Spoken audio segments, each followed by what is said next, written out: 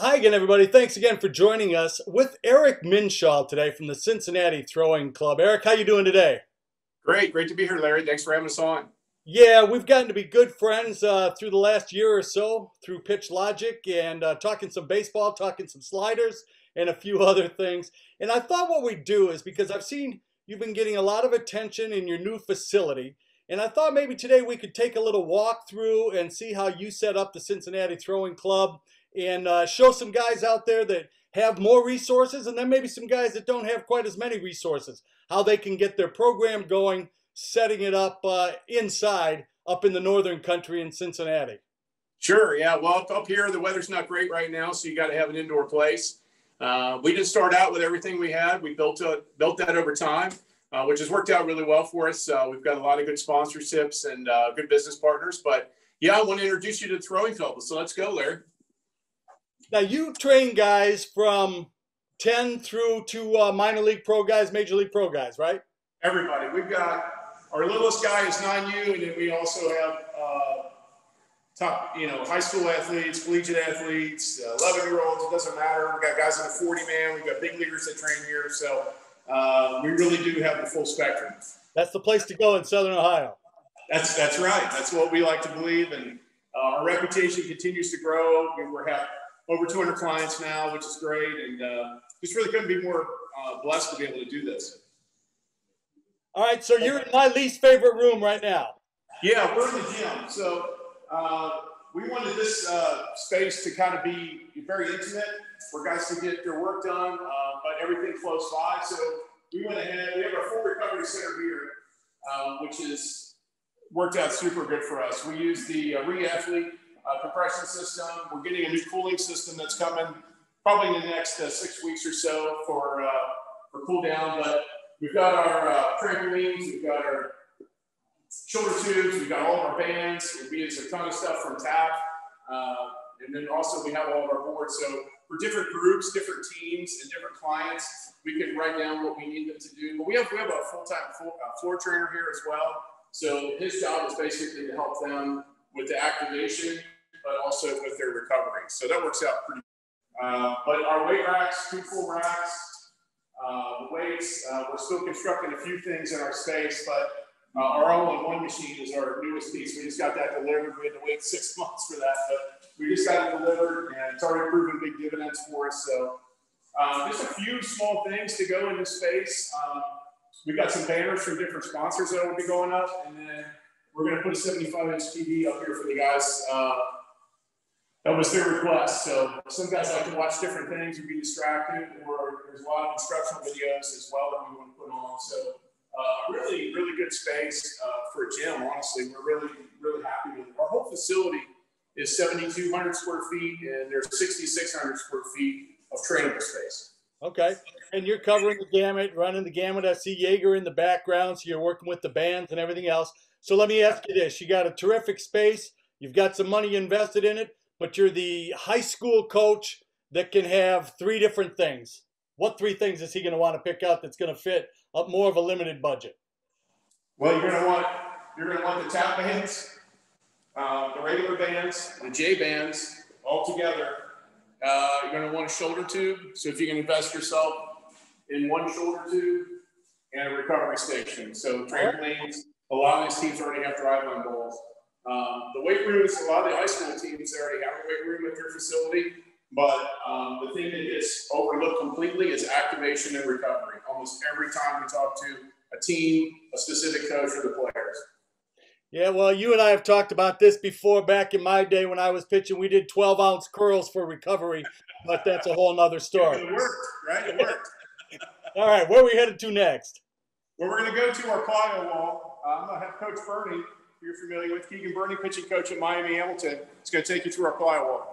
Thanks for joining us, Coach. How's it going today? Everything's great, thanks. So typically right after activation, we take our guys to the Plyo Wall.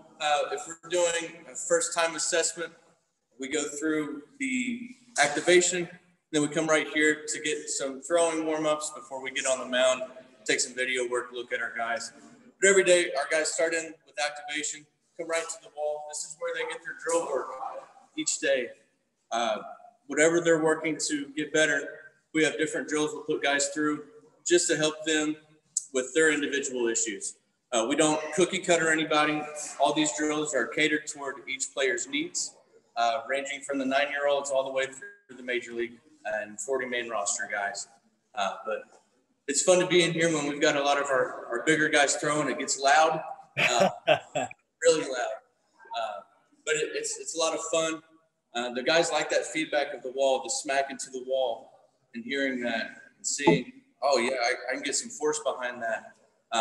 Trying different movements to put them in better positions to throw to be more efficient. This is where it all starts. We start here, and then we try to transition what goes on here over to the mound. And we use the mound as a test and retest to see if we can mimic those movements we learn at the wall when we're throwing. Quick question about the wall and covering all the age groups. Do you find any age group that maybe is more resistant than a different age group to trying that stuff? Or are you finding general acceptance all the way across the board? Usually it's general acceptance. With our younger clients, they don't ask as many questions as our older clients. Our older guys want to know why they do what they do. And that's okay. We're more than willing to explain the idea behind the movement, the idea behind the drill, because once they understand why they're doing something, they're more apt to buy in. They understand their process. They understand how they're going to get better through that. And that's key. Everybody wants to know why they're doing what they need to do. It's a lot easier to buy in if you get the why behind it. Exactly. All right, so we've been activated. We've done some drill work with the Plyo Wall. Where are we going next? So we typically we do a long toss, northern style. So easy way to long toss when you're indoors is by having a cage. You can come on into the cage here. So we have some guys currently working, getting their long toss in. So really, we're able to throw baseballs, we can throw baseballs, whatever we need into the net here and mimic a long toss. We just change our angle of the throw to mimic throwing outside at a longer distance. It's great to have this space. As you can see, we don't have hitters in here right now. We do have hitting in here, but we use this for throwing a lot of the times just because it's a good space to get in and get your work in, especially when it's cold and you really don't want to be outside. And this is where we use the pitchLogic indoors a lot now that we have the long toss feature. So our guys are able to get the feedback, are they using the same direction in long toss? Are the fingers the same on the ball? Is it coming out the same way in long toss as it is on the mound? And obviously also the feature about how many feet that would go. So they truly know, are they putting enough effort in to get it to whatever they're trying to get to 200 feet, 250, whatever it may be. The feedback on the pitchLogic ball right here is super critical for these guys. Yeah, the reaction that we've been getting from people is that you're able to measure the distance and you know what kind of effort it takes. You're also getting your velocity on it, and you really only have to throw the ball 30 feet, and you're getting those numbers, which for any place north of where we are in North Carolina is certainly a great feature to have. All right, so you guys are getting your long toss in? Yeah, our cage is 60. These guys are just warming up right now. We've got a bunch of our guys that are high school guys that are on virtual, so when they finish with their class early, they jump in here. But this cage itself is 65 feet long, so when they want to use the pitchLogic ball, they throw it into the far end. So, and it works out perfect in here. Absolutely. All right, so where do we go from long toss? We'll go over to our technology center. Now the fun stuff, huh? Right, yeah, the expensive stuff. So when we first built this we wanted to get 3 mounds going at all times, and we also wanted to start building in the tech. Obviously we've had a pretty good partnership for the last year or so. As you can see, we actually have pitchLogic up right now. We do have 3 rep soda units as well. With the Insight slow-mo cameras, we have 3 of those. Our 4D motion sensor station is over there. So these 2 mounts right here are basically work mounts. We also have our PVC for feel. A lot of our guys use this. They use the tap balls at the same time. Just finding whatever it may be, finding feel down the mound. I mean, honestly, every level of our guys do that. All of our big guys do it too. They love it. But they love having all the technology as well, so they can video themselves, look at it on the big screens. I did not. It's so funny when I thought of this. I put 355-inch screens, so that guys were, when we were in the past, you know, an instructor was holding the iPad and both of you were trying to read it. I just really like the whole idea of throwing a pitch, to being able to look up and see your data right away. And I worked out really well. The number of comments that we get on Twitter, Instagram, etc., about it is just truly amazing. So, you know, I'm glad we did it.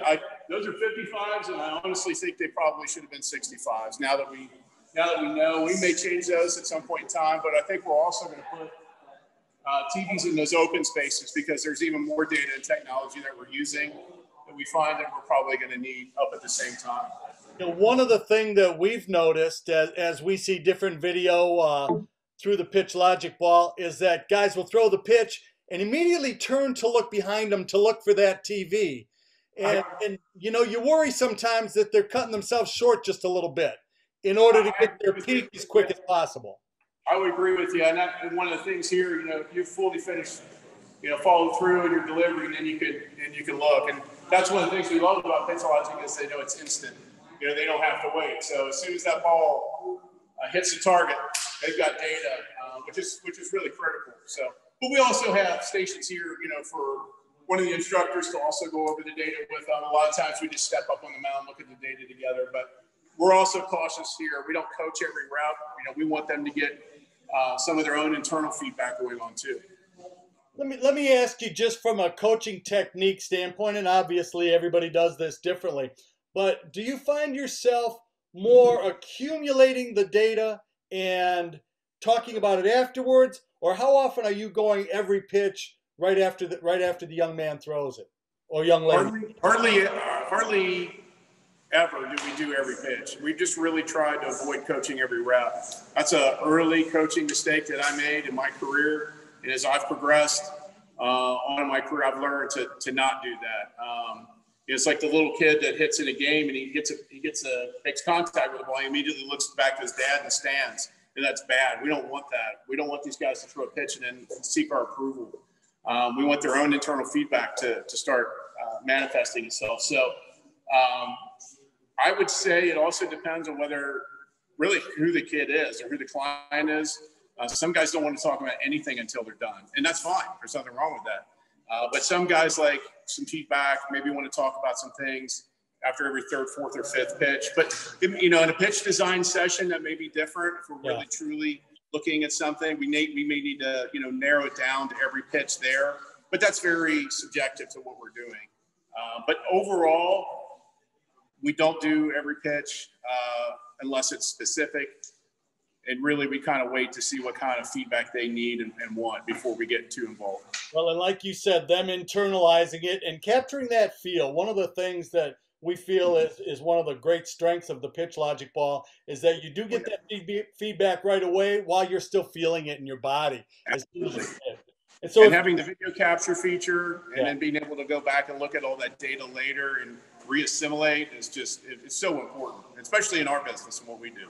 Or swipe back that video if need be. You know, and I've also found that the grunt can be very profound sometimes. Sure. Just grunt, move on. We've seen some increases in velos and things with the grunt, so we know that it helps. We've got a couple other things to show you, Larry, here if you're following with us. So in this station here, we have a technology station here where our players can log in. Right now we have Baseball Cloud up, but they can look at their Rapsodo data here. They can put so we have different iPads that they can hook up to this monitor. We have two 75-inch monitors that they're gonna come hopefully by midsummer. So they'll be able to plug in any of their devices, including their phones, because a lot of the guys here use their phones with their pitchLogics. So if they want to hook up and put an adapter in, they'll be able to look at pretty much anything they want. But our guys that use Driveline Track or whatever the case may be, they are able to log in here, put their information in for the day, find out what they need to be doing today, It's really critical for them. But this is our first technology station. We'll have another one ready, hopefully by midsummer for everybody. Well, and having everything right there, we know that those kids don't get too far away from their telephones. Oh, that's right. Yeah, that's so true. But it's also great that they can have the information right on their phone. So if they've got a 45-minute session with you and you're going right into something else, they can go home, they can study it a little bit, just getting that information off their phone. And the next time they come in, they can get the little refresher course or go over with you in between sessions, whatever the case may be. It helps us plan, and that's what's really important about all this is having a plan. Knowing what you're going to do on Tuesday and Thursday with us, but also Monday and Wednesday at home or Friday with your team. We're trying to organize that as much as possible. Sounds like it's a one-stop shop. Everybody can do it right there. That's right. That's right. And just take a quick look out at our setup, how our mounds are set up with. I don't want you to hit that. Kind of came up with an ingenious idea to put 10-foot screens up with black background. And then we got 7-foot screens in front with 2 vinyl targets. There's a target behind that. Sometimes we change them out depending on if we're doing command training or not. And then we also have the catcher's front, which has really helped us out because we can't have catchers in here all the time. That would be great if we had like 3 guys on staff to catch bullpens all the time, but we don't. So these seem to work out really well, and the feedback from our players has been outstanding. And I highly recommend that. I found these as backgrounds for batting cages for turtles. So if somebody's out there looking for an idea, I definitely recommend these. I found them on, eBay. It might either eBay or Amazon.com. I can't remember. We bought so much stuff; it's hard to remember. But I do love everything that we have here. We use everything here, even from the smallest thing. It's just incredible how much technology we have. I forgot to point out, we actually do have in our pitching lab lane. This is really critical. We have our GoPro above. Yeah. And we're going to put another one slightly behind off the stanchion so that it will sit coming from this direction. So it'll film us from high going down the slope as well. So we'll have not only the strip above, which we get a lot out of, we'll also have another one that we're actually going to fabricate some pieces to shoot this way for us. So just really important stuff to have. And we're also using the ProPlay AI app right now for the biomechanical feedback. Well, it sounds like you got a lot going on. That overhead view is getting to be something that's becoming very, very popular. In spring training last year, I was there as a major league club was installing their system, and they said, well, we're going to have ropes and pulleys here for a week or so until we get the permanent system built. But baseball's all about adjusting, right? You do what you got to do. Absolutely. Absolutely. And we're constantly meeting as a staff and talking to other facilities, and we know a lot of people, and we share ideas, and hey, what are you doing different? And they'll send us mock-ups or pictures of what they're doing, and we're always looking to integrate because at the end of the day, it's about the player. Well, exactly right, and that's kind of what I was hoping to get accomplished today. We were hoping to just go in and show some folks how they could put together a facility in different kind of a space than they might have, what they would need, and how they can progress through. Eric Minshall with the Cincinnati Throwing Club. Man, always great to talk to you. Appreciate your time because these are important things. I just wrote a blog about grips and said, there's more information, technology, research, data, everything else available, and we're just cheating ourselves. If we're a young athlete that really wants to get ourselves on the move and get on the fast track, we need to learn how to do this stuff and progress along. Absolutely. Pushing the game forward. All right. Thanks, Eric. Appreciate your time, and good luck to you and all those hard throwers down in Cincinnati. I appreciate it. Thanks again, Larry. Thanks for having us on. Thanks for your support with pitchLogic.